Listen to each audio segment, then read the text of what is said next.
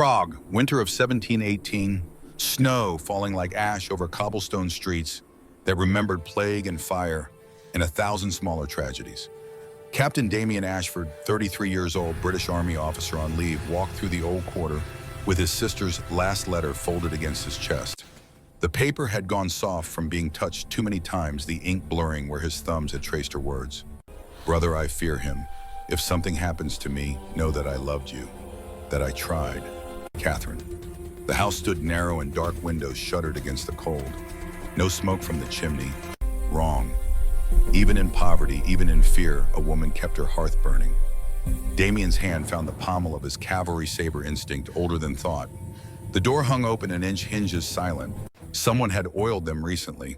Also wrong. Inside, the smell hit first. Copper and waste and something sweet that meant decay had begun its work. Catherine lay at the base of the stairs, neck twisted at an angle God never intended, eyes open and filmed with frost. Her dress torn, bruises in the shape of hands around her throat, her wrists, her ankles. Evidence of a struggle that lasted hours, not minutes. Damien knelt, touched her frozen cheek, and felt something in his chest crack open, like river ice in spring. The magistrate's office stank of wine and bribes. The fat man behind the desk didn't look up from his ledger when Damien entered. Payment for indifference already counted and spent. You're Edward Blackwood's brother-in-law, tragic accident. Young wives, you know. Clumsy on stairs. She was beaten. For hours. The magistrate's quill kept moving. Accidents happen, Captain. The matter is closed. Mr. Blackwood is a respected merchant. Friends in Parliament. I suggest you return to England and grieve privately. Damien's blade cleared its scabbard in silence. The point found the soft flesh under the magistrate's chin, dimpling skin without breaking it yet. The quill clattered to wood. Where is he, his country estate? 2 days' ride. But you won't. Damien left him alive. Witnesses complicated things, but sometimes fear served justice better than blood. The estate sprawled across frozen fields, stone and timber construction meant to intimidate. Damien walked through the main gate at midnight, no horse, no announcement. The guards found him at dawn, standing in the courtyard, sword bearer waiting. They tried to stop him. Tried. 3 men down, not dead, but wishing for it, before Edward Blackwood appeared on the balcony in his dressing gown and wig, all the arrogance of wealth and title. Ashford, your sister was my wife, mine by law. What I did with my property is no concern of yours. Come down here and say that. Blackwood came. He had no choice. Honor demanded it, even for men who possessed none. They met in the courtyard, Blackwood, with his rapier, and ignorance, Damien, with a cavalry saber, and 300 engagements worth of knowing exactly where to cut. It ended quickly, not cleanly. Damien made sure of that, made sure Blackwood felt every inch of steel, understood exactly what Catherine had endured, while he broke her piece by piece. The snow turned red. Blackwood's blood steamed in the cold, his body jerking and twitching as life leaked out through wounds Damien had placed with surgical precision. Not the throat, not the heart. Extremities first. Let him know death was coming and could not be stopped. For Catherine, for every woman whose husband bought the law's silence. Damien stood over the corpse until his hands stopped shaking. Footsteps behind him, light and deliberate. A woman's voice accented, older than time. You fight like someone with nothing left to lose. Beautiful. Terrible. What would you pay to do this forever? To protect those who cannot protect themselves, he turned. She stood at the courtyard entrance, tall and pale, dressed in black silk that belonged to a different century. Eyes that reflected moonlight like a cat's. Smile that showed teeth too white, too sharp. What are you, Morgana? Very old. Very tired of watching men like Blackwood win. I can give you eternity, soldier. Strength, speed, time enough to save everyone your sister couldn't be. But you'll never age, never rest, never stop fighting. The war becomes eternal. Do you want that curse? Damien looked at Catherine's killer, cooling in the snow. Looked at his own hands, still steady despite everything. Thought of all the other Catherines out there, all the other Blackwoods. Yes. The bite came fast. The transformation took 3 days. When Damien rose from the grave Morgana had dug for his human life, the world smelled different, sharper, full of blood and fear and prey. But he remembered the promise he'd made over his sister's frozen corpse. remembered why Morgana had chosen him. Some men were born to protect. Others learned. Damien had done both. That was 340 years ago. Chicago, present day, November. The warehouse district after midnight, cold enough that breath fogged even for those who didn't need to breathe. Damien Ashford stood in the command center of what legal documents called Ashford Security Consulting, and what everyone inside called the Fortress. Concrete walls 3 feet thick, steel-reinforced doors, communications array that could intercept police band FBI chatter and satellite feeds from 6 countries. Arsenal that would make a Marine battalion jealous. And in the corner, locked in a titanium case, 127 dog tags. Each one engraved with a name, a date, and a sin. Men who hurt women, men who hurt children. Men Damien had removed from the world when law failed to do its job. He looked older now than he had in 1718. Intentional. Vampires age slowly but with concentration. With will, they could guide the changes. Gray threaded his dark hair at the temples.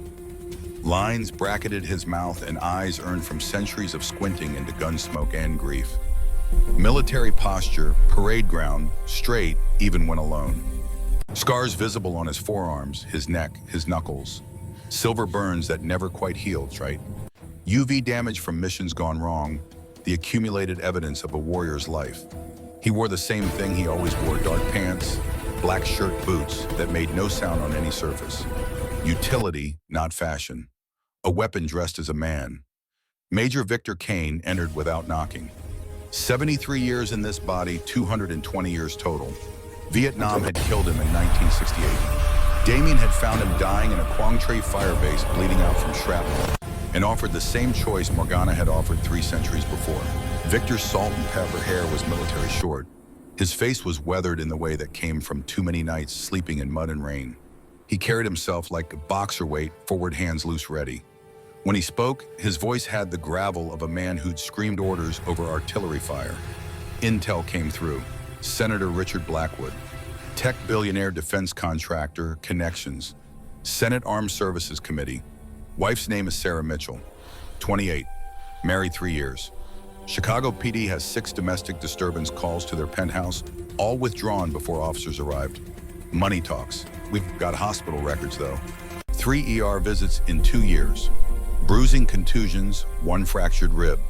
Excuses each time. Fell downstairs, walked into a door. Classic pattern. Damien studied the file Victor placed on the table. Photographs of Sarah Mitchell at public events, always beside her husband, always smiling the smile that didn't reach her eyes. High-resolution images caught the makeup that didn't quite hide the discoloration on her jaw, her wrist, her collarbone. He'd seen that look before. Catherine had worn it. Too high profile. Senator means federal attention if we move. Council won't approve. Since when do you ask permission? Since Constantine's been pushing for a vote. 6 weeks until the council convenes. He's got 2 votes already. Needs 3 to overthrow me. If I'm seen violating the non-interference doctrine now he wins, then it's his rules. And his rules mean we stop protecting humans and start ruling them. Victor crossed his arms. So we let this one go. Let Sarah Mitchell die, because politics. Damien closed the file, but his hand remained on it, fingers spread across Sarah's photograph. He could hear Catherine's voice from across 3 centuries, that last letter, that last plea. If something happens to me, know that I loved you, that I tried. No, we take it. Quiet, clean. Extract the wife, then dismantle Blackwood. Carefully. And if Constantine finds out, then he finds out. But at least 1 more woman goes home alive. Victor's nod carried approval and resignation in equal measure. He'd fought beside Damien long enough to know when an order was really a suicide pact dressed in tactics. I'll get the team moving. Surveillance first. Learn his patterns. One more thing. Background check on Blackwood. Full spectrum. Political connections, business dealings, personal history. Something doesn't feel right. Man that connected that careful about his public image usually hides worse than domestic violence. You think he's ordered Damien met Victor's eyes. The order. Ancient society born during the Crusades evolved through centuries of vampire hunts and witch trials. Modern iteration claimed to protect humanity from supernatural threats, but the truth was uglier. Control and weaponization. Vampires in laboratories. experiments in immortality. A secret war that most humans would never believe existed. I think we find out. 2 weeks of surveillance painted a picture Damien recognized from 1,000 other cases.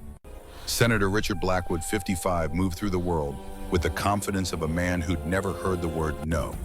Tech empire built on defense contracts and strategic Senate committee positions. Lobbying, money flowing both directions. Public persona, champion of military modernization, tough on crime. Family values, conservative. Private reality. Sarah Mitchell was a prisoner in Italian leather and silk. Security detail followed her everywhere. Credit cards monitored. Phone tapped.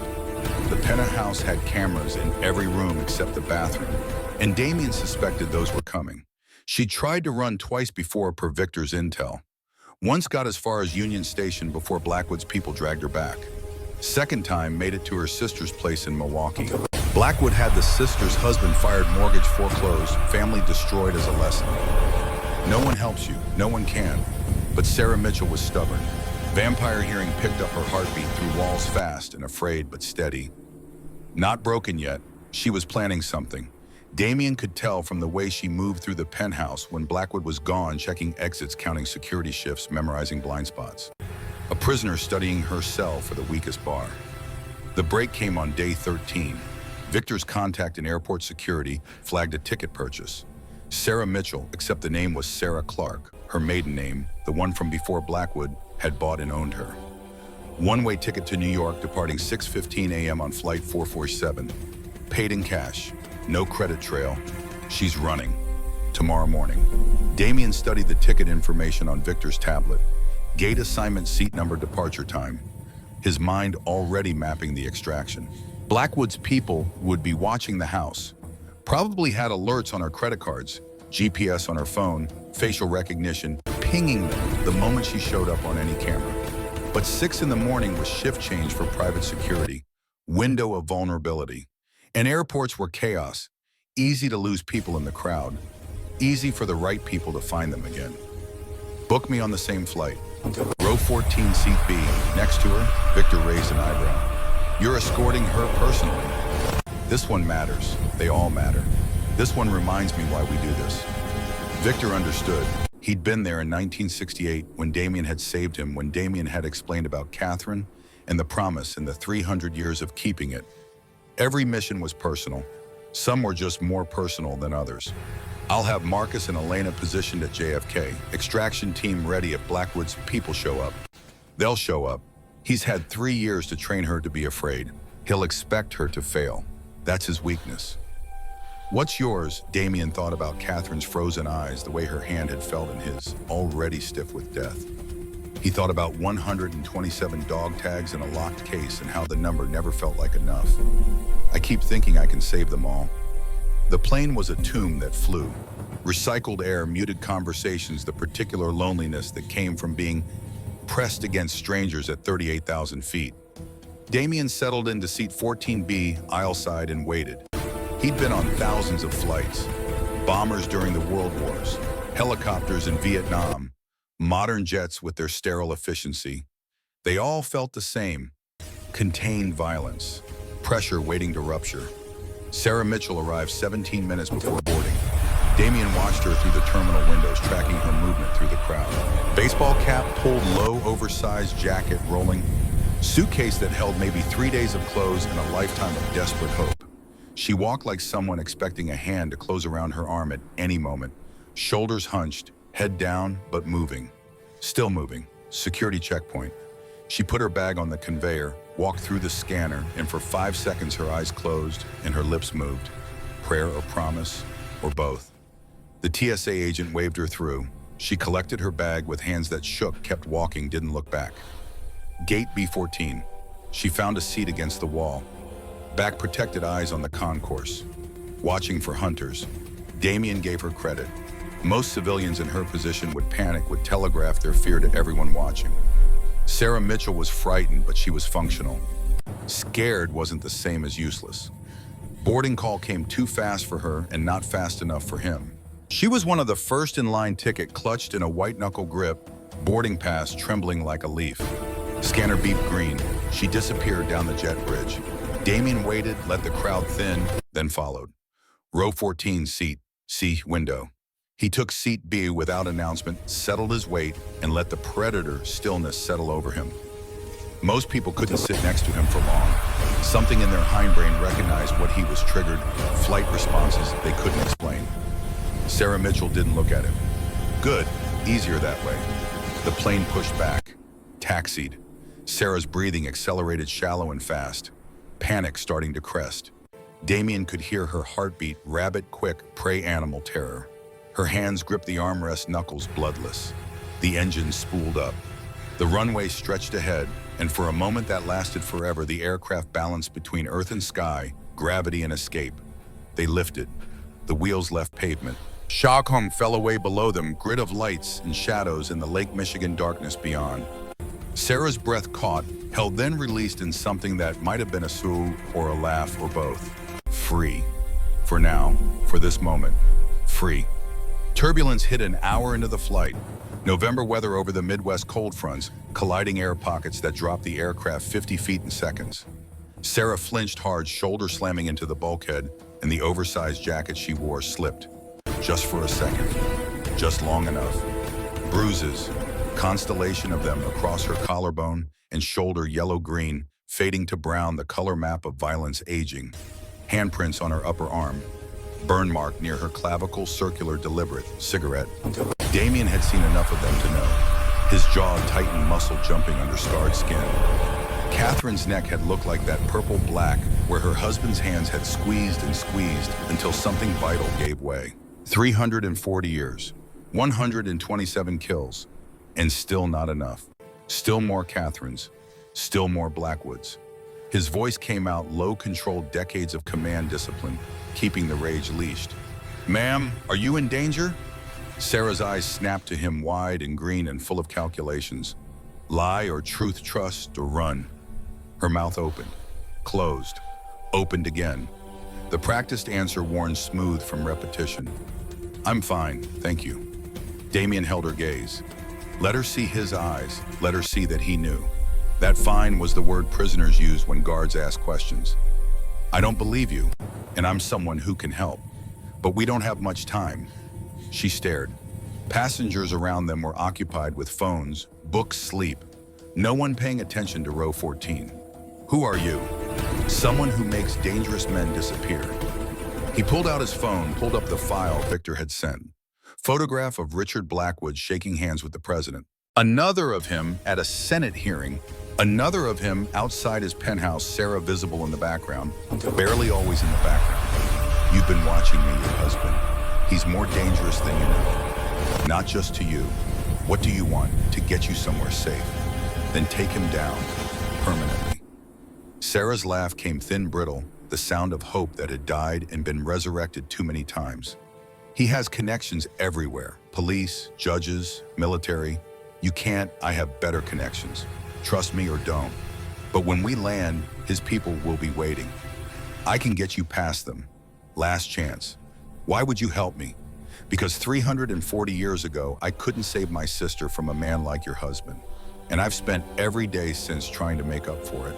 One life at a time. The truth hung between them, raw and old and absolutely sincere. Sarah searched his face, looking for the lie, the trap, the angle. Found none. Damien waited. He'd learned patience in ways most people couldn't imagine. Centuries taught you to let prey come to you, okay? Okay, what do I do when we land? Stay close, walk like you belong with me. Don't run, don't panic, follow my lead. Sarah nodded once, sharp, decisive. The kind of nod that meant she'd already been over this moment in her head 1,000 times, rehearsing, preparing. Smart. Survivors usually were. The descent began, Chicago to New York. 2.5 hours that had passed in heartbeats and eternities simultaneously. The seatbelt sign chimed. The flight attendant's voice droned instructions no one listened to. Sarah's pulse kicked up again, hammering against her ribs hard enough Damien could hear it 3 feet away. Wheels kissed tarmac. The aircraft shuddered, braked, taxied to the gate. Damien stood, retrieved his carry-on from the overhead bin, then lifted Sarah's as well. Casual, normal, just 2 passengers among hundreds. He moved into the aisle, positioned himself between her and the rest of the plane, And when they walked up the jet bridge, his body language said one thing to anyone watching mine. Under my protection. Challenge me and find out what happens. The terminal opened up ahead. JFK at 7:30 a.m. Crowds thick as smoke, everyone moving with the particular urgency of people who believed their destination mattered. Damien's senses stretched out vampire perception, cataloging threats, 8 men in suits near baggage claim, 2 alert, 2 coordinated. Private security, Blackwood's men, 2 more at the exit, another 4 in the parking garage per Marcus's text update. Math wasn't good. Stay close. Don't run. Walk like you own the ground under your feet. They moved through the terminal in lockstep. Damien's hand hovered near the small of Sarah's back, not touching, but guiding the way a shepherd guides sheep through wolves. The security team clocked him immediately. Alpha male, ex-military bearing protective position. They'd been told to watch for a woman traveling alone. Hadn't been told about someone like Damien. The lead security operative stepped into their path. 30-something buzz-cut, earpiece visible jacket tailored to hide a shoulder holster, but not quite succeeding. Ex-Delta, probably. The good kind of dangerous. His eyes flicked from Sarah to Damien and back. Mrs. Blackwood, Senator's been worried. You need to come with us. Sarah's breath hitched. Damien's hand found her elbow steadying. His voice stayed level conversational, carrying the weight of command earned in more firefights than this kid had lived through. The lady's with me, and we're leaving. Step aside. Sir, I don't think you understand. I understand you've got 8 men positioned for an extraction. 2 more at each exit, 4 in the garage. Bad tactics. You committed to the first plan. No contingency if someone like me shows up. The operative's hand drifted toward his jacket. Damien smiled, not the friendly kind. The kind that showed teeth and promised exactly how fast things could go bad. You really want to draw a weapon in an airport TSA's already watching.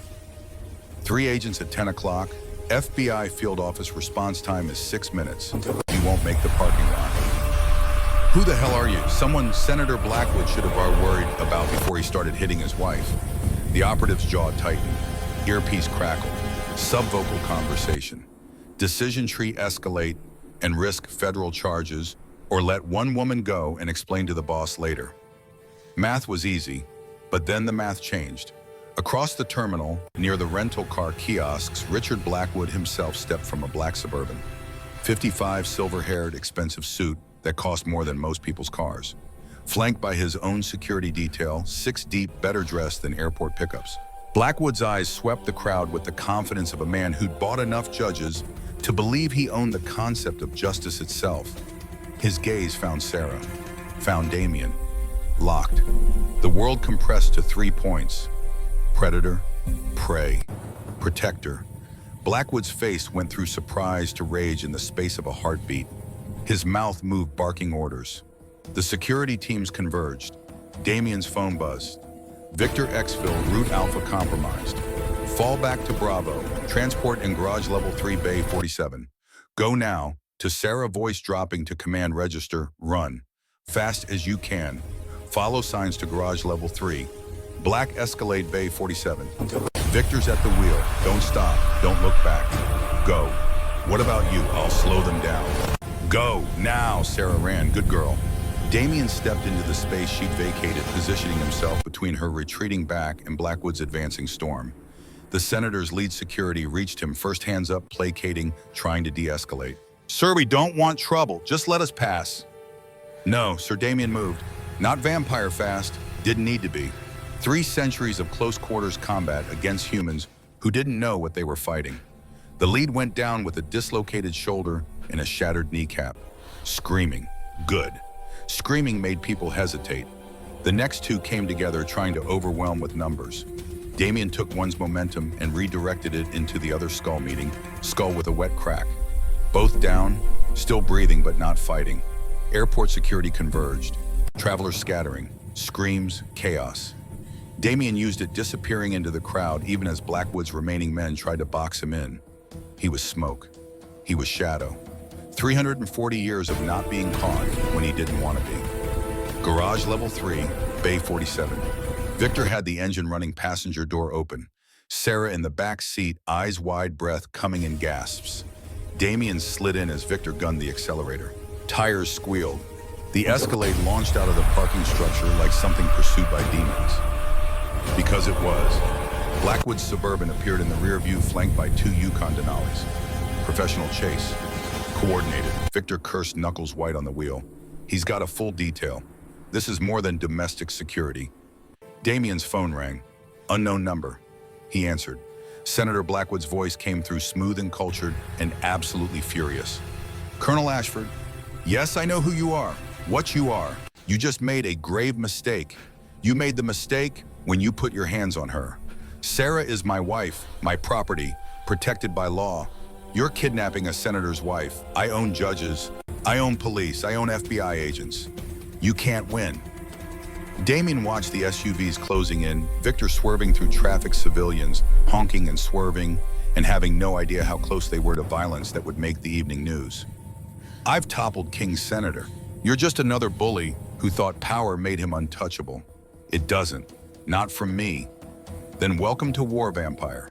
The Order has been hunting your kind for 800 years. We'll dissect you in a laboratory. The Order.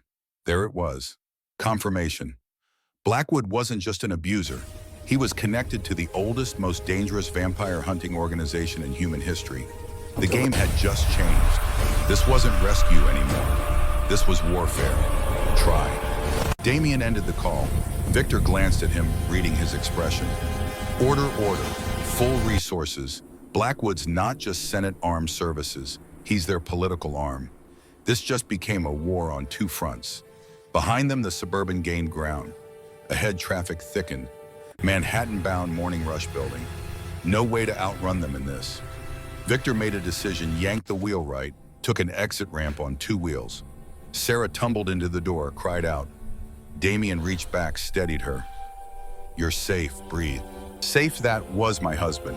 He's going to kill all of us. He's going to try. The chase wound through industrial Queens auto shops and warehouses, neighborhoods that didn't ask questions when expensive SUVs ran red lights. Victor drove like he'd learned in Vietnam, controlled chaos using terrain, making the pursuit work harder for every yard gained. But the Suburban and its escorts were professional, trained, probably former military themselves, hired away from special operations with six-figure salaries and no moral complications. They ended up in Red Hook, Brooklyn, abandoned shipping yard containers stacked like rust-red dominoes. Victor slammed the brakes. Get out. Defensive positions. They've got us boxed. They spilled from the Escalade. Damien counted 12 hostiles emerging from 3 vehicles, all armed, all moving with tactical discipline. Victor had his sidearm out, checking the load. Beretta 92 silver bullets. Sarah had no weapon except the pepper spray in her purse and the will to survive. Damien stepped forward. Stay behind me, both of you. Colonel, we're outnumbered 3-1. I've had worse odds. The lead security operative, the one Damien hadn't broken at the airport, approached with his hands visible but ready. Last chance. Senator wants his wife back. Walk away now. No one else gets hurt. Damien's response was flat final, carrying the weight of 340 years of not compromising. No. Then we do this the hard way. They came in pairs, trained coordinated using suppressing fire and movement. Victor engaged from cover-controlled bursts, dropping 2. Damien moved into their formation like a scalpel through flesh. Not vampire fast enough to trigger supernatural alarm, but fast enough that trained humans couldn't quite track him. Disarms, joint destructions, takedowns that left people alive but wishing they weren't. He didn't kill. Not today. Not unless absolutely necessary. Killing created evidence, investigations, complications, but hurting sent messages. The fight lasted 90 seconds. 12 men down. Victor had a graze across his shoulder, bleeding but functional. Sarah stood with her back to a container, pepper spray in hand, not cowering.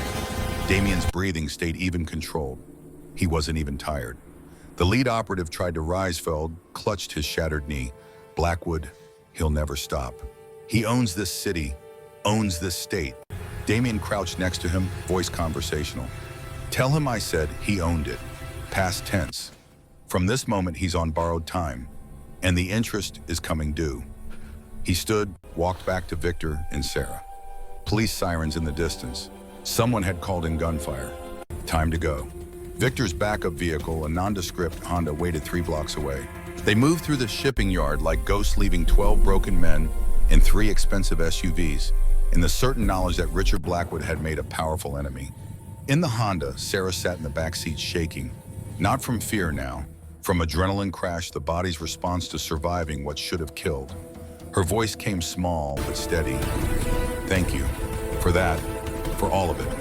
Thank me when you're actually safe. Right now, we just made you the most wanted person in Senator Blackwood's world. And his world has resources most people can't imagine. Damien turned in his seat, met her eyes. I told you on the plane, your husband is more dangerous than you know. He's part of something called the Order, secret organization. They hunt vampires, experiment on them, try to weaponize immortality. Sarah blinked. Vampires, you're serious. I'm serious, and I'm one of them. He let his eyes shift, irises flaring red for just a moment, pupils contracting to slits. Let his incisors extend half an inch sharp and unnatural. Sarah's breath caught, proof delivered, truth told. Oh my God, I've been one for 340 years. I hunt men who hurt women and children. Your husband just joined a very specific list. Question is, are you with me or do you want out? Because if you're in this, it gets darker before it gets better. And if you're out, I'll get you somewhere safe and you never see me again. Your choice. Sarah looked at her hands, at the bruises fading on her wrists, at the life she'd escaped and the unknown she'd jumped into. When she looked up, her jaw was set. I'm in, whatever it takes. He can't do this to anyone else. Ever. Damien nodded once. Then we start with 3 things: safe house, intel, and a plan to dismantle everything Richard Blackwood has built. Welcome to the war, Mrs. Mitchell. Victor drove them north, out of the city into upstate New York, where forests grew thick and towns asked no questions about the people who bought land and built walls. The safe house was a Cold War relic, bunker-style construction hidden under 60 feet of granite. Damien's forward operating base for missions that needed to be forgotten.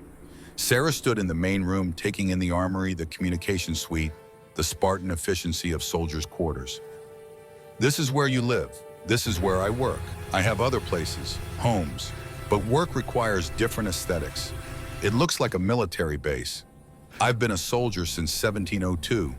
Hard habit to break. Victor appeared from the command center, tablet in hand, ran the background check on Blackwood. It's worse than we thought. He's not just order connected, he's inner circle, direct line to their council. And there's more. File from 2017, previous wife Amanda Chen died in a fall down the stairs of their vacation home, ruled accidental. Before her, a girlfriend, Jessica Torres, disappeared, never found. Blackwood's had this pattern for a decade and no one stopped him because the order protects him. Damien felt the old familiar rage settle into his bones, cold and patient, and absolutely certain. Not grief anymore, not after 3 centuries, just purpose. Show me everything. The files spread across the command center screens. Amanda Chen, brilliant research scientist, worked for a defense contractor Blackwood had financial ties to. Dead at 34. Jessica Torres, paralegal, gone at 26. And now Sarah Mitchell, 28, sitting in a bunker, learning that her husband's abuse was just the visible edge of something much worse. He was going to kill me. Eventually, like them. Yes, Damien didn't soften it, didn't lie, but you got out. And now we make sure no one else ends up in that penthouse. How information first. We find what he's hiding. The order doesn't protect members out of loyalty. They protect assets. Blackwood has something they need. We find it, we leverage it, we destroy him from the inside out. And if he comes after us, let him. I've been at war since the 18th century. Richard Blackwood is just another battle, and I've never lost one that mattered. Victor's phone buzzed. He glanced at the screen, expression darkening. We've got a problem. Council just issued an emergency summons. They want you in front of them. Tonight. Constantine. He's calling for a vote, saying you violated non-interference by kidnapping a senator's wife. He's got the votes to strip your title if this goes wrong. Sarah looked between them. Title? What title? Damien met her eyes. I'm the king of North American vampires. Have been for 200 years. There's a council that governs our kind. 5 members, and one of them wants my throne. If I lose tonight, everything changes. For you. for every vampire in this territory, for every human we've been protecting in secret. So we're not just fighting my husband, we're fighting your own people too. Welcome to leadership. The cathedral stood abandoned in the Adirondacks' Gothic stonework, crumbling into forest that had begun reclaiming what humans built 2 centuries ago. Damien arrived alone as summoned. Victor had wanted to come full security detail, but council meetings operated under ancient protocols. Kings came alone or not at all. The doors opened soundlessly despite their weight-well-oiled hinges maintained by vampires who understood that ceremony mattered, that tradition kept old things from falling apart too quickly. Inside, 5 figures waited in the transept where an altar had once stood. Torches burned in iron sconces unnecessary for vampire eyes, but tradition again ritual older than America itself. Lady Morgana stood center, the vampire who'd turned Damien in 1718, tall and pale in black silk that had been fashionable 300 years ago, and somehow still was. Her eyes held centuries of watching empires rise and fall, and deciding which ones deserved help dying faster. To her right, Lord Chen. 650 years turned during the Yuan dynasty, pragmatic to the point of brutality. He wore modern clothes Armani suit, but his posture belonged to a different age, a warlord's stillness. General Viktor Volkov flanked Morgana's left Russian, 6 centuries of watching his homeland burn and rebuild and burn again. His face was hard angles and old scars, some from silver, some from wars fought before gunpowder. Lady Isabella stood slightly apart as Spanish vampire turned during the Inquisition 500 years ago. She'd survived by being smart, adaptable, willing to make hard choices. Her expression gave nothing away. And at the far end, Constantine. General Constantine Pavlovich, 700 years, survived the Mongol invasions, the time of troubles, Napoleon, Stalin. He'd seen every iteration of Russia's soul-deep tendency toward autocracy and decided it was the only governance that made sense. For humans, for vampires, for everyone. His eyes found Damien's across the nave and held no warmth, no old friendship, only the cold assessment of an opponent who smelled blood in the water. Morgana spoke first, her voice carrying the authority of age and the weariness that came from too many councils, too many votes, too many nights wondering if this would be the one where everything collapsed. Damien, you stand accused of violating our most fundamental law, non-interference with human legal systems. Senator Richard Blackwood's wife was taken from JFK to airport. 12 of his security personnel were injured. Federal warrants have been issued. The FBI believes you kidnapped a senator's wife. Explain yourself. Damien stepped into the circle of torchlight, hands loose at his sides, military posture, automatic. Sarah Mitchell came to me. She was running. I provided transportation and sanctuary. No kidnapping, no force. Her choice in Neomasians. Constantine's voice cut through sharp and certain. Her husband is a United States Senator, Armed Services Committee Chairman, the man who controls $50 billion in defense contracts annually. You put our entire society at risk for one human female. That human female was being beaten to death slowly. Her husband has a pattern. Previous wife died suspiciously. Previous girlfriend disappeared. Sarah Mitchell was next. I intervened, as is my right under the protection doctrine I established. The protection doctrine is a mistake. Constantine stepped forward, broad-shouldered, battle-scarred, every inch the general he'd been in life, and remained in death. We are predators, apex predators. We hide from humans, like rabbits hiding from wolves. It's backwards, unnatural. Your reforms have made us weak. My reforms have kept us alive. Damien's voice stayed level-controlled, but underneath ran the current of 3 centuries of authority. When I took this throne 200 years ago, vampires were being hunted by every government with a military. Purges, experiments, genocide. I instituted the non-interference doctrine to make us invisible. It worked. We survived. We thrived. And yes, we protect humans when their own systems fail, because that's what separates us from monsters. Pretty speech. Constantine's smile showed teeth. But you broke your own law. You interfered. Blackwood has connections we're only now discovering. He's not just Senate, he's order. Inner circle, you've started a war we can't win. Lord Chen's voice cut in, measured and cold. Is this true? Blackwood is order. Damien met Chen's eyes. He is. And that changes nothing. The Order has been experimenting on our kind. Program called Apex. Black sites, vampires in cages, torture, genetic manipulation. I have proof. Dr. Robert Chen, one of their lead scientists, defected to us 2 days ago. He brought files, evidence. They're trying to weaponize immortality, create vampire super soldiers under human control. Silence. The kind that meant calculations were being recalculated, alliances reconsidered. Lady Isabella moved closer, studied Damien's face. You have proof of this Apex program. Victor appeared from the shadows behind Damien, tablet in hand. He moved to the center, placed it where all could see. Files appeared on screen. Photographs of vampires in silver restraints, medical equipment, tissue samples. Video footage of experiments. Audio recordings of screaming that went on too long. Chen's voiceover explaining procedures, dosages, how many subjects had died and how many were still dying. Morgana's expression didn't change, but something in her posture tightened. How many captives? 23 confirmed. Across 5 facilities, more suspected. Viktor Volkov leaned in, squinting at the images. If this is real, it's an act of war. The Order broke treaty first. Constantine waved a hand dismissively. Or it's fabricated. Damien creates a crisis to justify his violation. Convenient timing. Victor's jaw tightened. You calling me a liar, General? I'm saying Damien has motive to manipulate evidence. He needs to justify saving one human woman. So he manufactures a conspiracy. The rage that had been patient in Damien's chest for 340 years flared hot. He crossed the distance to Constantine in 3 strides, got in his face close enough that their breath would have mingled if either of them needed to breathe. You want to call me a liar? Do it clearly. Say the words. Then we settle this the old way. Constantine smiled. Trial by combat. Tempting, but unnecessary. I have the votes. Motion on the floor. Remove Damien Ashford as King of North America for violation of non-interference doctrine. Replace him with leadership that understands our true nature. All in favor. Constantine's hand rose. Volkov's rose beside it.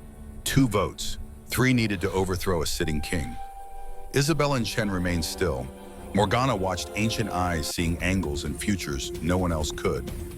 Lady Isabella Chen said quietly, "You're the deciding vote." Isabella looked at Damien, then at the tablet still displaying horrors. Then at Constantine, at the certainty in his expression that the old ways were better, that strength meant domination, that vampires should rule and humans should kneel.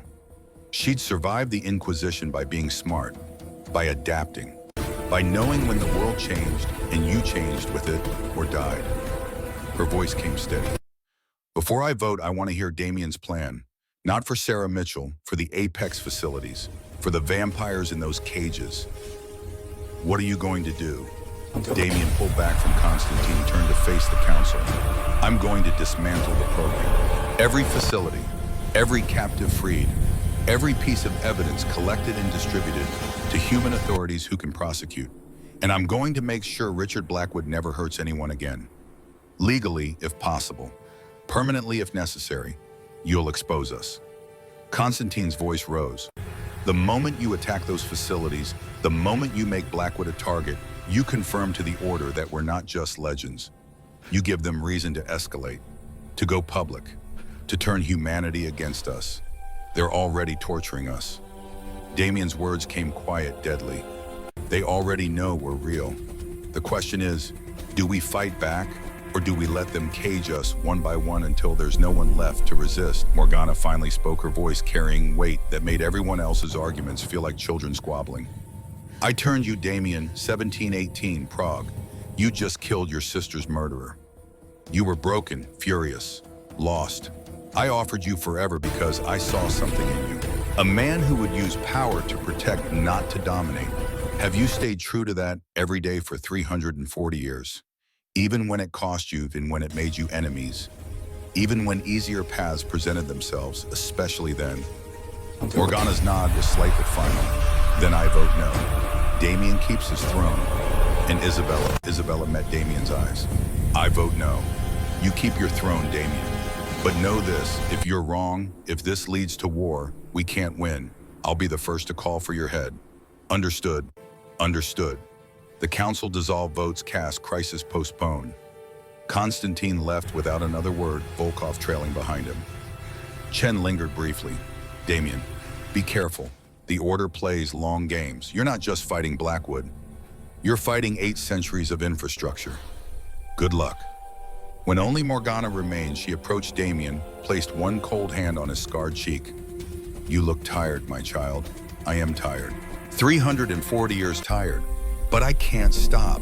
Not while there are still Catherines who need saving. Your sister would be proud and worried. Don't let righteousness make you reckless. Konstantin is right about one thing. This will be war. Are you ready? I've been at war since the day you turned me. This is just another front. Then fight well. And remember, kings who lose wars don't get to retire. They get to die. The bunker in upstate New York became command center and war room. Maps covered walls. Satellite imagery of suspected Apex facilities pinned and annotated. Victor coordinated with his network vampires across North America, who'd served under Damien, who believed in the protection doctrine, who were willing to fight. Marcus Cole arrived first, ex-Navy SEAL turned vampire in 2003 during the Iraq invasion.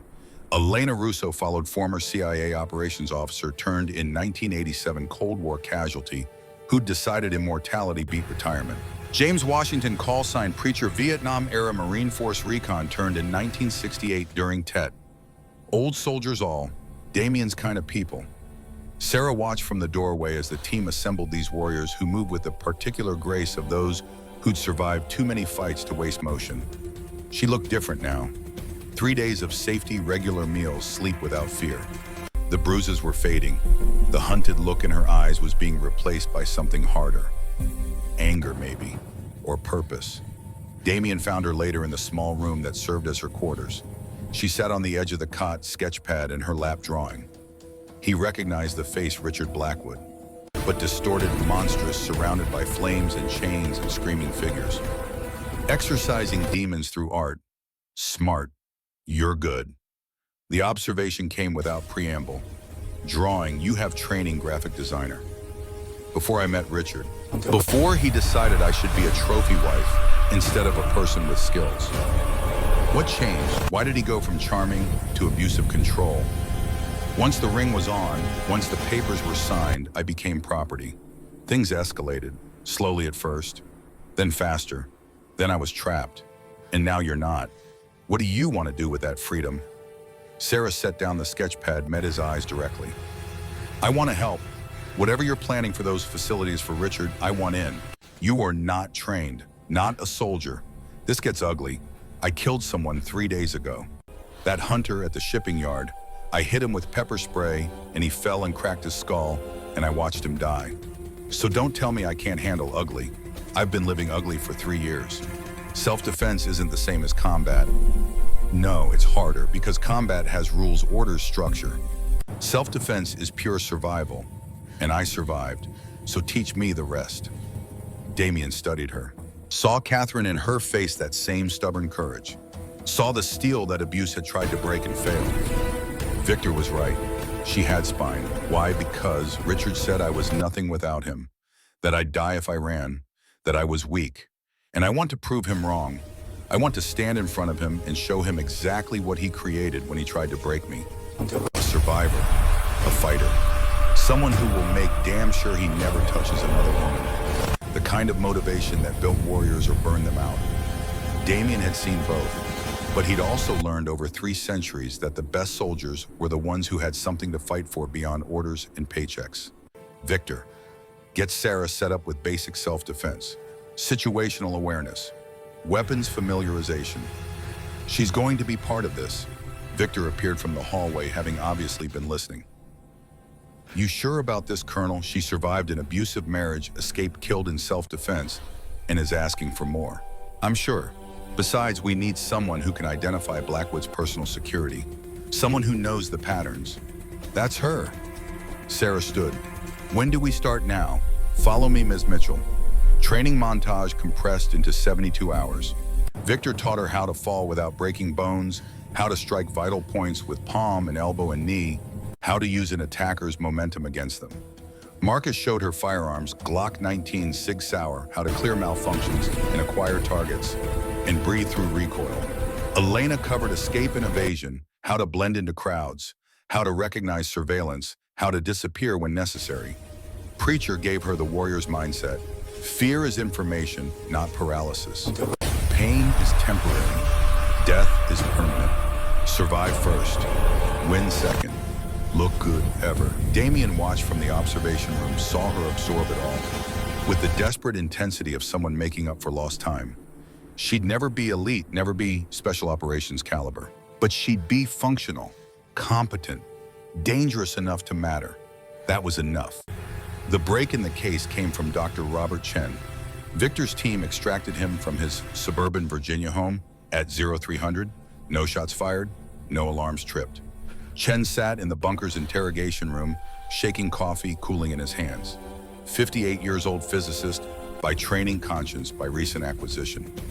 Damien entered, took the seat across from him. No restraints, no threats, just two men talking. You worked on Apex, tell me about it. Chen's voice came hollow. Started 8 years ago. The order approached me, said they were researching longevity disease prevention. Military applications. The money was incredible. I thought I was helping. Then I saw what we were really doing. We weren't studying vampires, we were torturing them. Vivisection, blood extraction, genetic mapping, behavior modification through pain and starvation. I tried to quit. They said my family would disappear. So I stayed. And I helped them destroy people who'd done nothing wrong except be different. How many facilities? 5 confirmed. West Virginia, Montana, New Mexico, Alaska, Virginia. The Virginia site is primary. That's where Blackwood keeps the high-value subjects, the ones they're trying to turn into weapons. Weapons how? Control mechanisms. Implanted devices that deliver silver nitrate directly into the bloodstream if the subject disobeys. Conditioning protocols. Pain compliance. They want vampire soldiers who follow human orders without question. Immortal. Unstoppable. Loyal. Damien felt the rage settle deeper, colder. How many captives at each site? West Virginia has 6, Montana 4, New Mexico 3, Alaska 5, Virginia has 12. High security, Blackwood oversees that one personally. Can you get us in? I can give you layouts, security protocols, guard rotations. But if I help you, they'll kill my family, wife, 2 kids. The order doesn't forgive betrayal. We'll protect them. Victor coordinate extraction for Dr. Chen's family. Full security detail. Move them to the Montana safe house. As of now, they're under my protection. Chen looked up, eyes wet. Why are you doing this? You don't know me. Don't owe me anything. Because 8 years ago, you made a mistake. Today, you're trying to fix it. That counts. And because 23 vampires are in cages, because people like you and me made choices we regret. Time to make better ones. The first strike came 4 nights later. Apex Facility Alpha, abandoned coal mine in West Virginia, 200 feet underground. Damien's team, 5 vampires plus Sarah on communications, staying topside in the van. Intel from Dr. Chen gave them everything: ventilation shafts, security checkpoints, guard rotations, captive locations. The mission was surgical. Get in, free the captives, collect evidence, get out. No unnecessary casualties. Document everything. They breached at 0300, darkest part of night, vampire advantage. Victor took Overwatch, suppressed rifle with silver rounds covering approaches. Damien led entry team, Marcus Elena Preacher, shaped charges on the main access door. Flashbangs. Overwhelming speed and violence at the point of contact. Inside the facility was exactly as Chen described. Sterile corridors are lit by fluorescent lights that buzz like dying insects. The smell hit first: disinfectant and blood and fear. Damien's senses stretched out, cataloging threats. 12 security personnel per Chen's count. 6 on duty, 6 sleeping. Armed with conventional weapons and silver-loaded sidearms. Ex-military contractors, dangerous but not superhuman. First contact came at Checkpoint Alpha. 2 guards, mid-40s, fit alert. They saw Damien and reached for weapons. Marcus moved SEAL training, double tap to center mass with suppressed SIG. Both down, not dead. Tranquilizer rounds, Victor's innovation. Vampires didn't need to kill humans to win, just needed them unconscious. Checkpoint Bravo, 4 guards playing cards. Elena entered through ventilation, dropped gas grenades. Knockout gas, fast-acting. They were unconscious before their chairs hit concrete.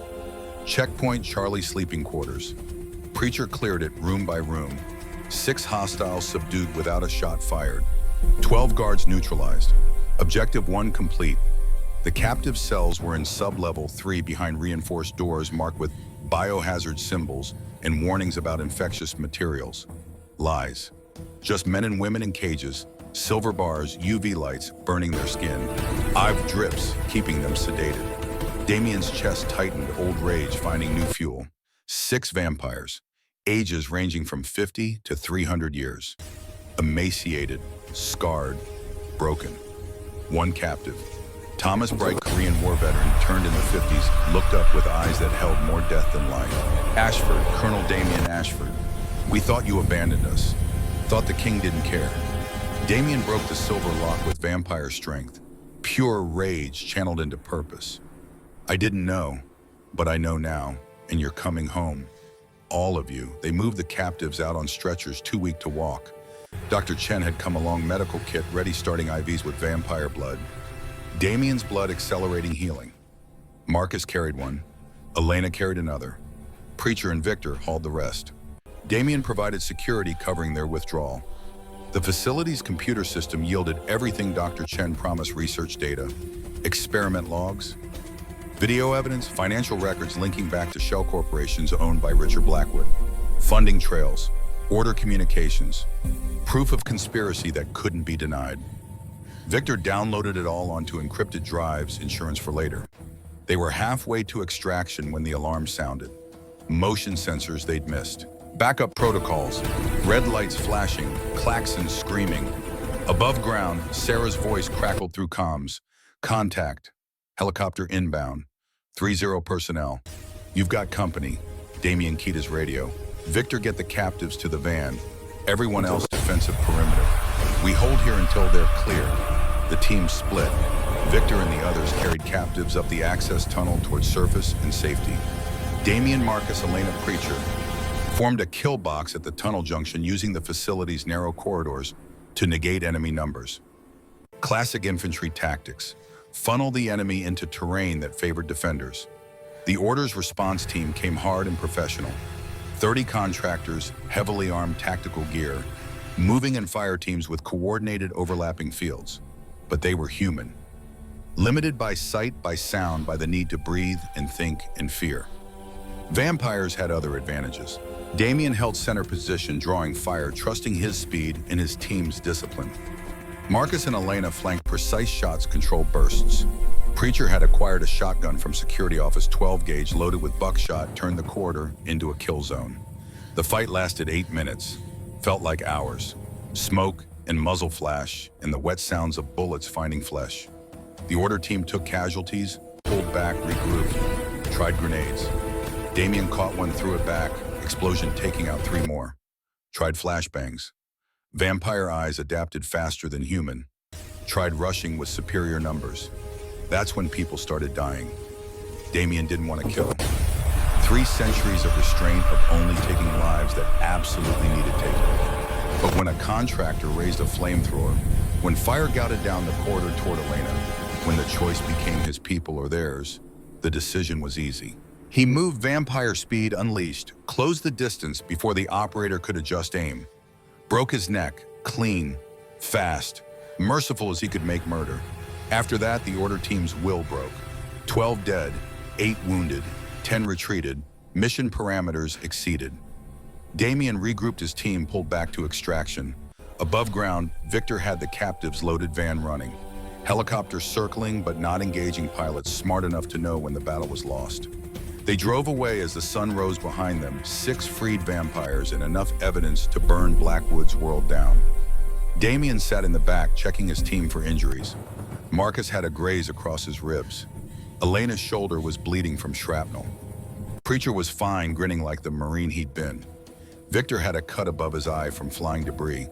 Sarah looked at them all, at the blood and the weapons and the casual way they discussed who'd killed whom, and didn't flinch. You did good. Damien's words came quiet. All of you. 23 captives still out there. 4 facilities left. We just declared war. The Order knows now. Blackwood knows. It gets harder from here.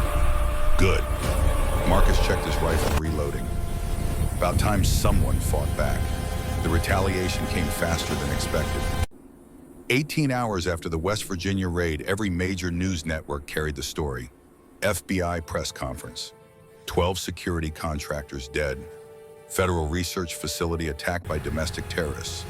And the face plastered across every screen, Damian Ashford. Grainy surveillance footage from the airport. Better footage from the West Virginia mine. Wanted for kidnapping, terrorism, murder. $10 million reward. Victor killed the monitor in disgust. They're using human law against you. FBI's mobilized. Manhunt across 6 states. Every cop, every federal agent looking for your face. You're burned. Blackwood's playing chess. I'm playing war. Different games.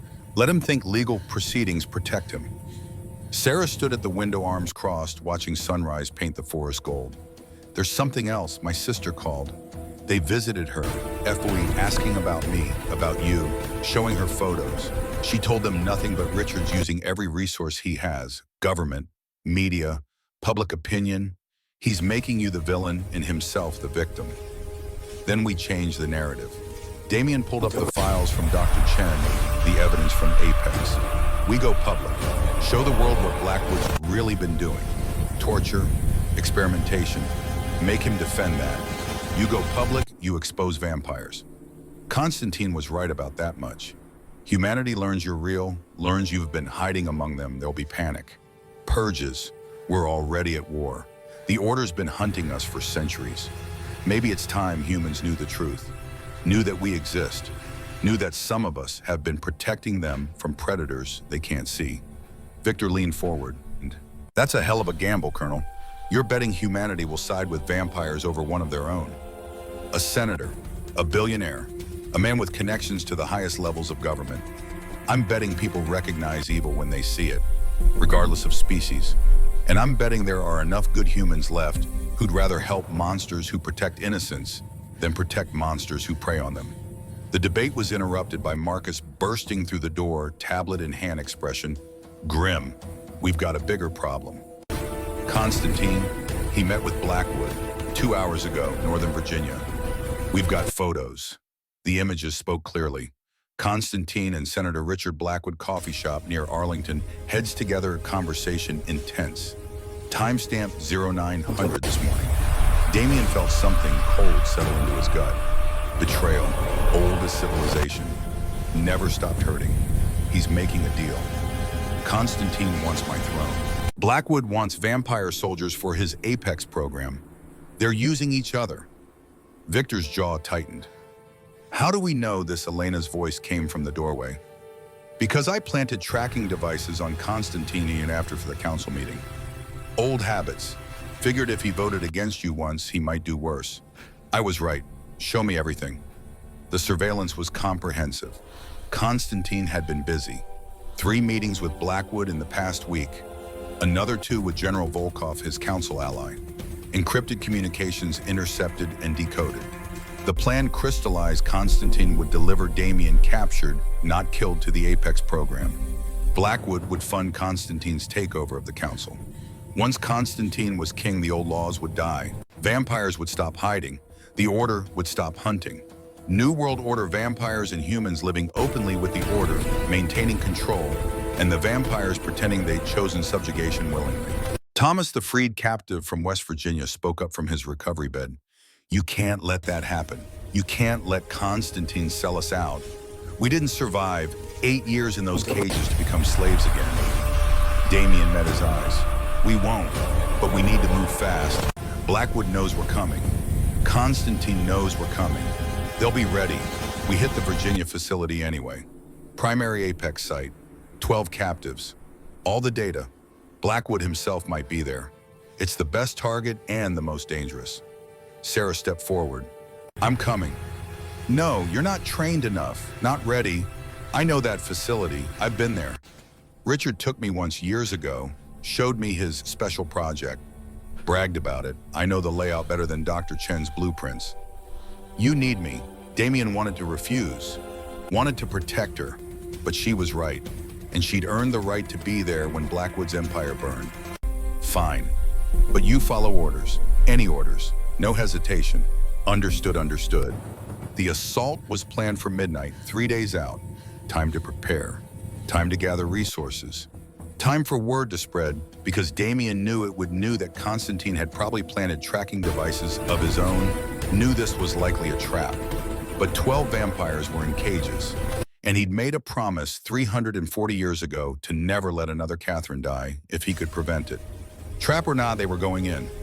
The Virginia facility sat beneath Blackwood's private estate, Loudoun County, sprawling compound that officially housed a think tank and actually housed nightmares.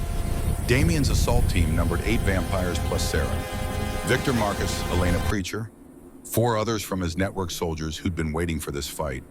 They hit at midnight, exactly no finesse, overwhelming force at multiple entry points simultaneously. The breach was perfect. The entry was perfect. The descent into the underground laboratories was perfect. Too perfect. Damien knew before the doors sealed behind them, before the UV lights flooded corridors and burned vampire skin, before the vents opened and released aerosolized silver that choked and weakened and hurt. Trap. Constantine had delivered them exactly as promised. Senator Blackwood's voice came through speakers, cultured and satisfied. "Welcome, Colonel Ashford. I've been expecting you.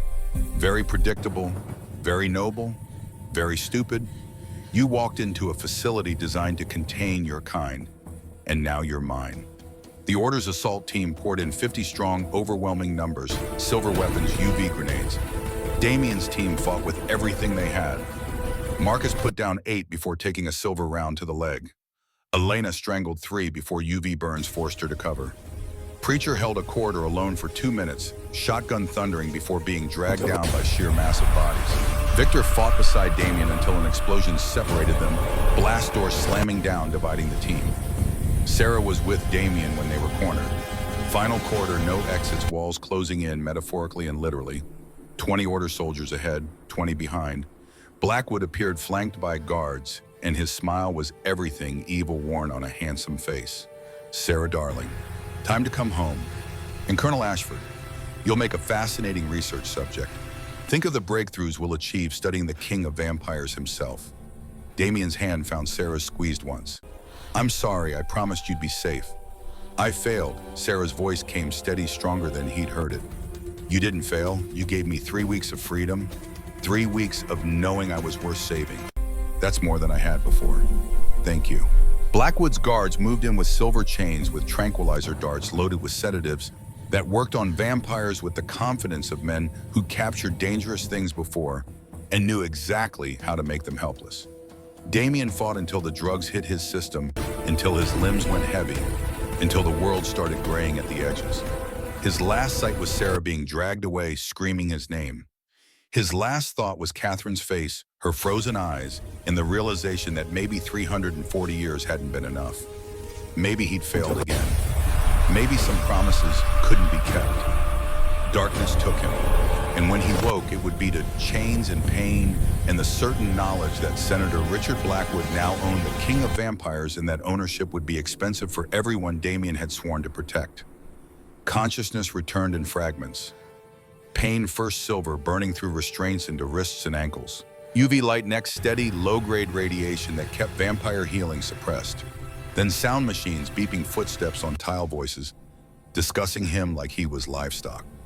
Damien opened eyes that felt crusted with exhaustion and found himself in a laboratory that resembled an operating theater designed by people who'd forgotten what mercy meant. Dr. Robert Chen stood nearby, face hollow with guilt, hands moving with practiced efficiency over medical equipment. Senator Blackwood watched through observation glass, phone to ear, or gesturing.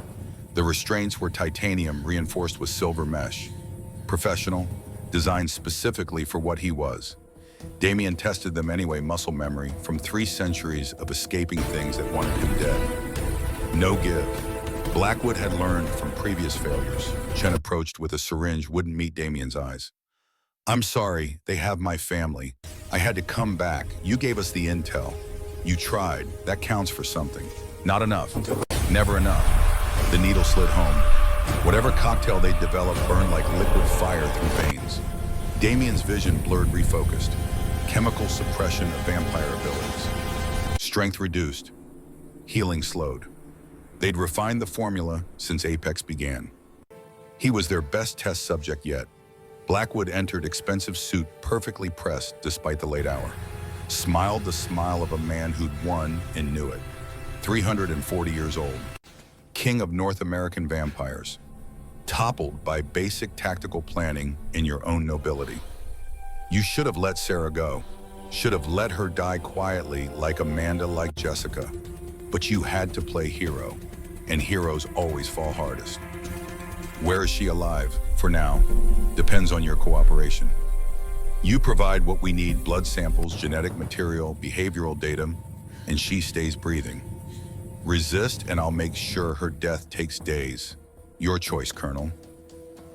Every word was calculated to break him. Blackwood understood psychological warfare, understood that threatening innocence was more effective than physical torture for men who'd built their identity on protection. But Blackwood had miscalculated. Damien had 3 centuries of experience with pain, with loss, with watching people he cared about die while he survived. The threats were just noise. Victor's coming, you know that. And when he does nothing, you've built will be standing. Victor Kane, your second in command. Blackwood's laugh carried genuine amusement. He's in a cell 3 floors down. We took your entire team. Did you think we'd only plan for you?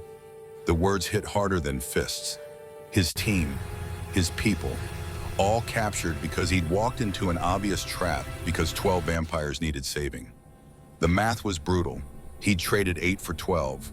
Net gain 4. But mathematics didn't capture the weight of responsibility, the knowledge that Marcus and Elena and Preacher and Victor were suffering because their king had made a choice. Chen worked in silence, drawing blood, taking tissue samples, running diagnostics on equipment that beeped and hummed. Each procedure was violation reduction of person to specimen. Blackwood watched with the clinical interest of a researcher observing successful experiment results. After an hour, he left, phone ringing again. Senator's work never finished. Chen remained checking IV lines, adjusting restraints. Dr. Chen, Damien's voice came hoarse from disuse and dehydration. Your family, where did Victor move them? Montana safe house. Middle of nowhere, your people have them. Then they're still safe. Blackwood was lying about retaking them. Common interrogation tactic, create hopelessness. Chen's hands stilled. How do you know? Because if Blackwood had your family, he'd parade them in front of you. Make you watch him hurt them. That's his pattern. He feeds on control, on making people feel powerless. But your family is free, which means you still have choice. Help me or keep helping him. But choose knowing your wife and kids are safe regardless. The words hung between them. Chen's face worked through calculations, through fear versus principle, through 3 years of compromises that had led him here. When he spoke, his voice was barely audible. There's a maintenance shift change at 0400. Security desk gets coffee delivery. Guards take break simultaneously. 3-minute window. I can't free you, but I can make sure your restraints are loose. The rest is on you. Why? Because my daughter asked me last week what I do for work, and I lied. I can't lie to her anymore. Not after seeing what I've helped create. Thank you. And doctor, when this is over, when the trials happen, tell the truth. All of it. You'll do time, but you'll do it with your conscience clear. That's worth something. Chen nodded, once adjusted something on the restraint control panel, and walked away. Damien watched the clock on the wall. 2 hours until shift change. 2 hours to plan, to prepare, to remember why he'd survived this long when so many others hadn't. Not because he was stronger, because he was stubborn. And because people like Chen, people who'd made mistakes but chose to correct them, existed. The world wasn't just Blackwoods and Constantins. It was also hesitant heroes who found courage late, but found it nonetheless. 0400 came with mechanical precision, coffee delivery, guards departing, cameras on loop. Chen had done his job. Damien tested the restraints, felt them give fractionally. Not enough for human strength, barely enough for vampire strength, weakened by drugs and UV exposure. He pulled. Titanium groaned. Silver burned deeper. He pulled harder. Something gave, then something else. Then his right hand was free skin, smoking scarred worse than it had been. Left hand followed. ankles after. He was loose. The laboratory was empty except for equipment and sleeping nightmares. Damien found his clothes in a storage locker located weapons cache. Security had been sloppy, confident, fatal combination. He took a handgun, checked the load. Silver bullets. Ironic. Armed himself with the tools meant to kill him. The facility was 5 levels. He was on level 3. Victor would be on 5 maximum security, Sarah somewhere between. 12 freed captives, likely in medical, on level 2. Math was simple. Extract everyone, burn everything. Escape before response teams arrived. Simple math. Complicated execution. Level 4 held security hub. Damien entered through ventilation, dropped into room with 3 guards, moved before they could react. Disarms, strikes, efficiency born from centuries of close quarters work. They went down hard. He accessed the security system, located his people. Victor in cell 5A, Marcus in 5C, Elena and Preacher in 5E and 5G, Sarah in cell 3B, 1 level up. The 12 freed captives were indeed on level 2 medical wing, under guard but alive. Footsteps in the corridor. Damien killed the monitors, took position behind the door. It opened. 2 more guards. They saw their unconscious colleagues and went for weapons. Damien was faster. One went down with a crushed larynx. The other took a bullet to the knee. Non-lethal where possible. Questions later if anyone survived to ask them. He moved to level 5. Maximum security meant biometric locks, reinforced doors, guard stations every 30 feet. Damien used what he'd taken from the security hub, stolen in access cards, codes Chen had provided in their brief conversation. Victor's cell was first. The door opened with a hiss of pressurized air. Victor sat against the far wall, silver chains, UV burns, but conscious, alert. His eyes found Damien's and something like relief crossed his scarred face. Took you long enough. Had to wake up first. Can you walk? I can run if necessary. Good. We're getting everyone out. Marcus, Elena, Preacher, Sarah the 12, we freed. Then we burn this place so thoroughly they'll find ashes of ashes. Damien broke Victor's restraints. Together they moved to the next cells. Marcus was unconscious but breathing. Elena had been beaten but was functional. Preacher grinned through split lips. About time. I was starting to think we'd die old in here. The team regrouped in corridor, armed with weapons taken from guards, moving with the practiced coordination of soldiers who'd fought together through worse. Victor took point. Marcus and Elena covered flanks despite injuries. Preacher brought up rear. Damien coordinated, checking his mental map of the facility, calculating extraction routes. Sarah's cell was smaller, cleaner, designed for human comfort. Blackwood's prize to be broken slowly rather than dissected quickly. She sat on a cot, head in hands, but looked up when the door opened. Stood, moved toward him. Her arms went around him before either could think better of it. You're alive. Oh God, you're alive. For now, we're leaving. Can you move? I can fly if it gets us out of here faster. The medical wing held the 12 freed captives plus Chen's latest victims, 4 more vampires captured in the days since West Virginia. 16 total. Damien's jaw tightened, seeing their condition. Weeks of torture compressed into days. The order had been escalating, knowing their time was limited. He freed them all, but half couldn't walk. Extraction just became exponentially harder. Victor read his expression. We carry them. No one gets left behind. Teams of 2 per captive. Marcus and Elena took the weakest. Preacher and Victor carried 2 more. Damien covered everyone, Sarah staying close. They moved as a unit, slow and vulnerable, but together. The alarm went off when they reached level 2. Klaxons screaming, lights flashing, lockdown protocols engaging. Constantine's voice came through facility speakers. Russian accent thicker than Damien remembered. Very impressive escape, Damien, but pointless. Facility is surrounded. My people, Blackwood's people. Order reinforcements. You have nowhere to go, then we go through you. They emerged into the main atrium, 5 stories of glass and steel, and the false promise of openness.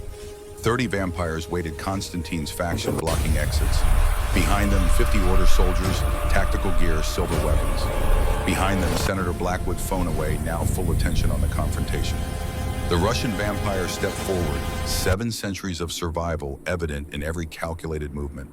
Surrender, old friend. I take no pleasure in this, but you've lost. your throne, your freedom, everything. Give up. I'll make sure you're treated well. Better than Blackwood would certainly. You're working with the people who've been torturing our kind, caging us, experimenting on us. How is that better pragmatism? The Order is too powerful to fight, so we join them. Come partners. They stop hunting us, we stop hiding. New World Order Damien, vampires and humans coexisting openly. All I need is your throne, your authority. Then we negotiate from strength. Coexist or submit, because I've read history. Constantine, every time one species has power over another, they call it coexistence, right up until the genocide starts. Dramatic as always. This is survival, adaptation, evolution. This is surrender. And I've never been good at that. The first shot came from Blackwood's forces. Order soldier Jumpy seeing Damien's hand move and interpreting it as threat. The bullet went wide, but it broke the standoff. Constantine's vampires charged. Damien's team met them. Vampire versus vampire, old grudges and new betrayals playing out in violence that shook the atrium. Victor fought Volkov, the Russian general, two old soldiers who'd survived too many wars to be impressed by each other's reputations. Marcus engaged three of Constantine's younger vampires simultaneously, SEAL training versus raw strength. Elena and Preacher protected the freed captives, forming a defensive perimeter. Sarah stayed behind Damien armed with a handgun Chen had pressed into her hands during the escape, not trained but determined. Constantine came for Damien directly. 700 years versus 340. Experience against skill. They met in the center of the atrium. No weapons, just speed and strength and the accumulated violence of nearly 1,000 years of undeath between them. Constantine was faster. Damien was more technical. The Russian landed 3 blows for every one of Damien's, but Damien's hit harder, placed better targeting joints and nerve clusters. You can't win. Constantine's voice came between exchanges. I have the numbers, the resources, the backing. You have betrayal. That's a shaky foundation. Says the king who's about to lose his throne. Crowns are temporary. Principles aren't. They fought through the atrium, destroying furniture, cracking marble, drawing blood that shouldn't exist but did, because violence created its own logic. Damien was losing, he knew it. Constantine was simply too old, too experienced, carrying too many extra centuries of accumulated combat knowledge. A kick caught Damien's ribs, cracked them. A punch split his lip. Another opened a gash above his eye. He was bleeding, healing slowly, losing. Senator Blackwood watched it all with growing satisfaction. Then his phone rang. He answered, listened. His expression shifted from satisfaction to confusion to rage in 5 seconds. He ended the call, turned to his assembled forces, and his voice carried a timbre Damien recognized. The sound of a man whose control was slipping. Enough, all of you. Stand down. The fighting paused. Constantine stepped back from Damien, breathing hard despite not needing air. The Order soldiers held position. Everyone looked at Blackwood. The senator's face was pale beneath expensive tan. Whatever news he'd received had shaken him fundamentally. What's wrong? Senator Constantine's tone held wariness. Our agreement stands. You have Ashford. I take his throne. We formalize our alliance. Our agreement is void, because 45 minutes ago, every major news network received an encrypted data dump. Apex files, video evidence, financial records, everything Dr. Chen compiled, plus everything your people found at West Virginia. It's public, all of it. The world knows about Apex, about the experiments, about my involvement. Constantine's eyes narrowed. Who sent it? Chen appeared from a side corridor, tablet in hand, expression carrying grim satisfaction. I did. Sent it before I loosened Colonel Ashford's restraints. Set on a timer. Insurance. The truth is out, Senator. You can't bury it, can't buy it, can't threaten it away. Every media outlet, every congressional office, every human rights organization has the files now. Your career is over. Apex is over. The only question is whether you go to prison or flee the country. Blackwood's facade cracked completely. You're dead. Your family is dead. Everyone who helped you, Chen's family, is in protective custody. Victor's words cut through. FBI picked them up an hour ago based on anonymous tip. They're testifying against you, against the Order, against everyone involved. Game's over. Blackwood looked at Constantine. Kill them. Kill all of them. Vampires, humans, everyone. Burn this place down. No witnesses. Constantine studied the senator, and something in his ancient eyes shifted. He'd seen this before.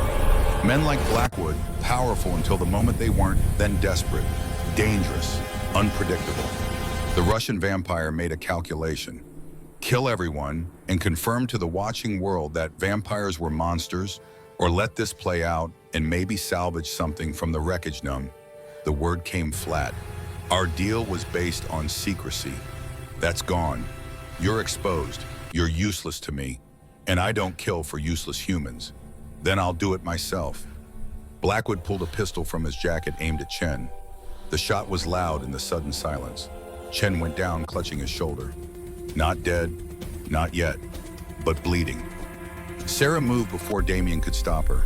She crossed the distance to Blackwood faster than the senator expected, driven by 3 years of accumulated rage and fear and the desperate need to make him understand what he'd done. Her hand found his wrist, twisted. The gun clattered. He tried to backhand her old habit muscle memory from 3 years of hitting whenever he felt threatened. She blocked. Training from Victor, from Marcus, from 72 hours of compressed learning. Her palm strike caught his nose, broke it. Blood sprayed. Blackwood staggered. His security details surged forward. Damien moved to intercept, but Constantine got there first.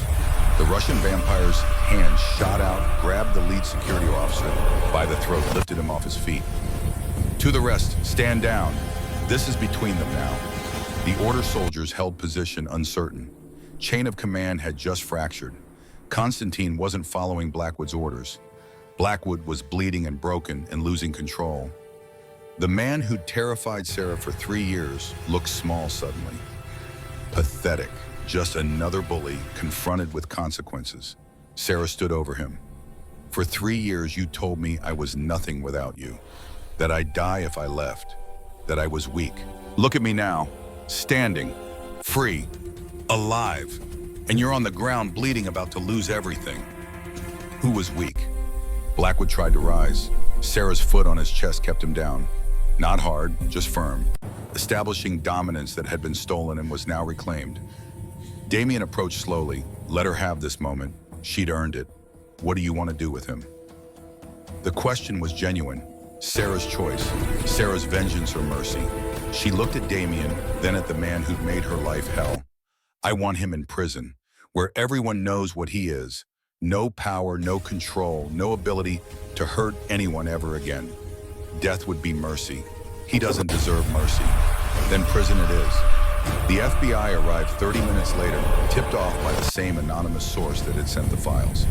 They found a facility full of evidence, wounded but living witnesses, and Senator Richard Blackwood, unconscious, secured, waiting for arrest. The story that emerged over the next weeks dominated every news cycle. Apex exposed.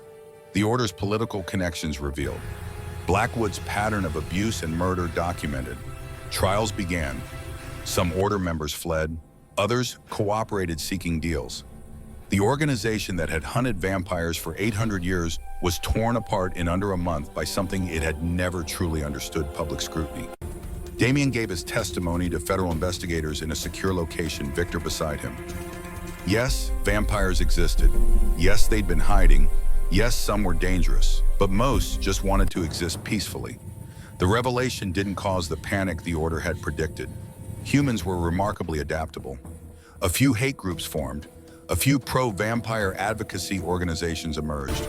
Mostly the world kept turning, just with slightly different assumptions about what was possible. The Vampire Council convened 4 weeks after Blackwood's arrest. Same abandoned cathedral. Same 5 ancient vampires, different energy. Constantine stood in the center, this time not Damien. The Russian's expression was resigned. He knew how this ended. Morgana's voice carried disappointment that hurt worse than anger. You betrayed your king, conspired with our enemies, nearly sold us all into slavery. Explain. I believed adaptation was survival. I was wrong. The modern world moves too fast, hides too little. I thought making deals was wisdom. It was cowardice. I accept judgment. The vote was unanimous. Constantine, stripped of all rank and position, exiled from North American territory, forbidden to participate in vampire governance for the next century. Punishment could have been death. Wasn't. Mercy existed even for traitors, apparently. Constantine left without argument. 700 years of survival meant knowing when to fight and when to accept defeat. Then Morgana turned to Damien. And you started a war, exposed our existence, destroyed an organization that, despite its evils, had maintained balance for centuries. Half the vampire population wants you executed. The other half wants you crowned emperor. What do you want to step down? Silence. Complete. Shocked. Lady Isabella spoke first. You're abdicating. I've been king for 200 years. I've fought in 8 wars. I've killed 139 people. I've saved thousands. And I'm tired. The world needs younger leadership. Leaders who understand technology, social media, PR. I'm a soldier from the 18th century. I can fight. I can't navigate this new reality where everything is recorded and everyone is watching. Victor can. He's smart. He's strategic.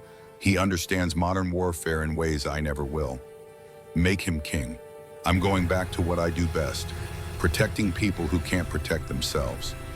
Lord Chen studied him. You'd give up power voluntarily. Kings don't do that. This one does. Because power without purpose is just weight, and I'm tired of carrying it. The vote took 10 minutes. Victor Kane, new king of North American vampires.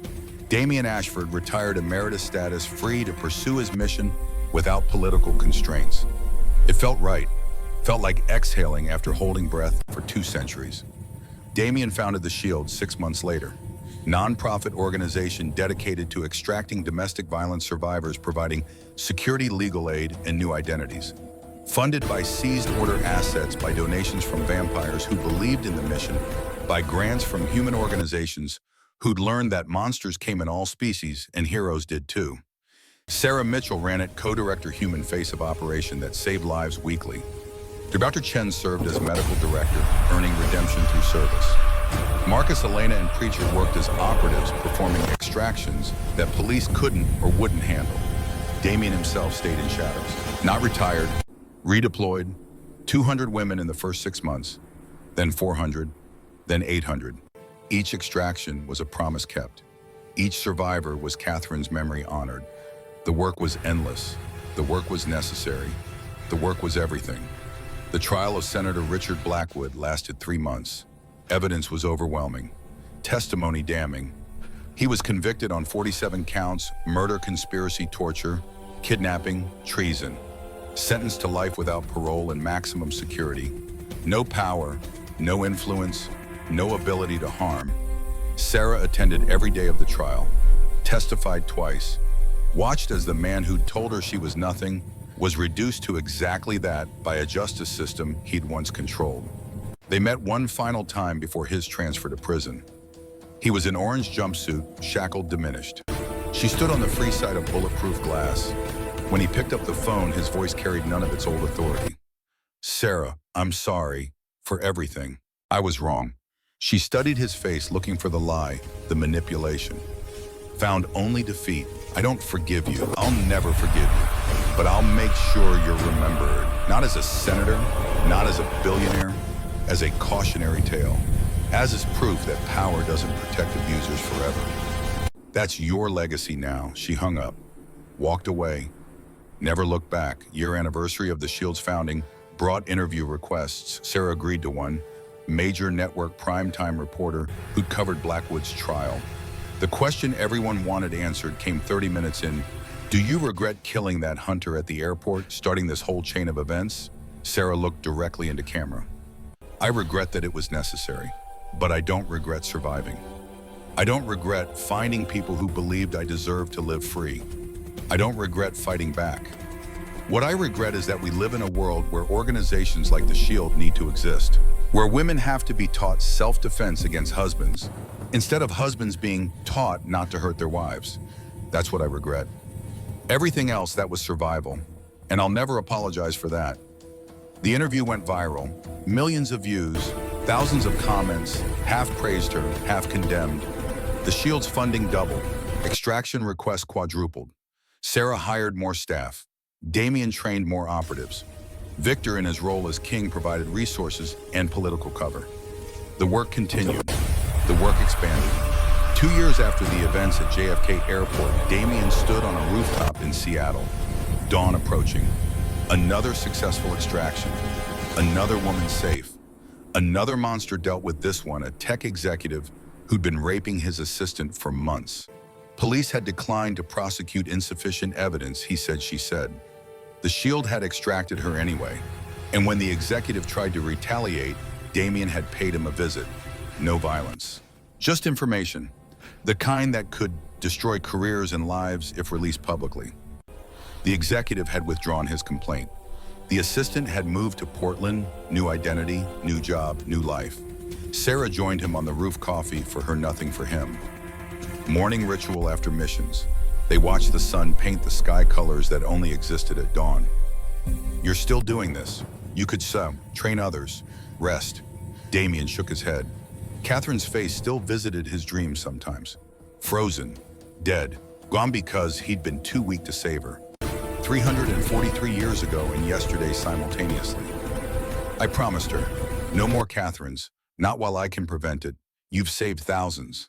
Tens of thousands at this point indirectly. When do you get to rest? When there are no more Blackwoods, no more men who think power means ownership, no more women who have to count coins in secret and run at dawn and hope someone notices they're drowning. That day I'll rest. That day Until then I work.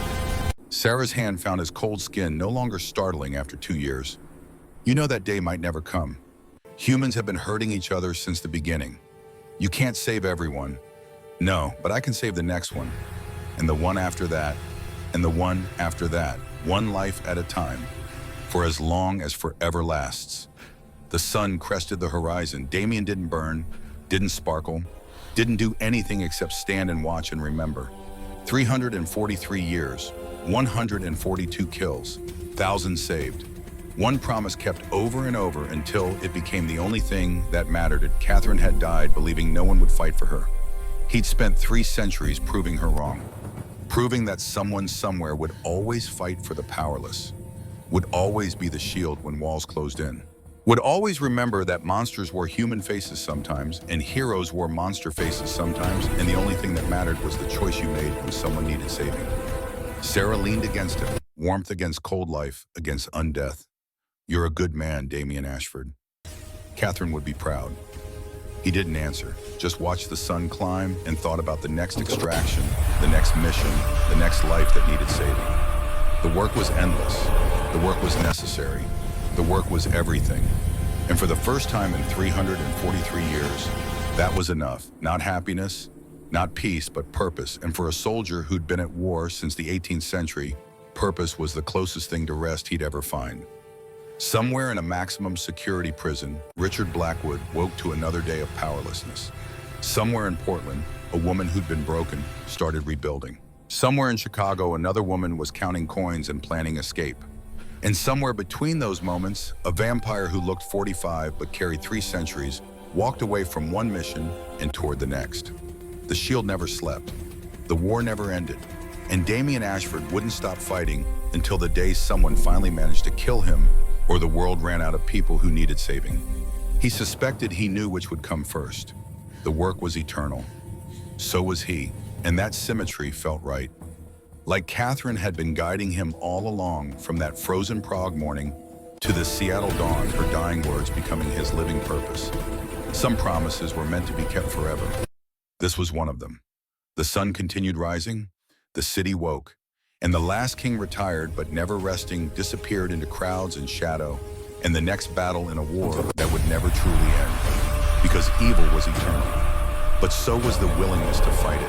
And as long as one vampire remembered why he'd been turned, why he'd survived, when so many had, why 343 years of undeath was gift instead of curse, there would always be someone standing between monsters and their victims, always someone willing to say no, always someone willing to be the shield. That was enough. That would always be enough.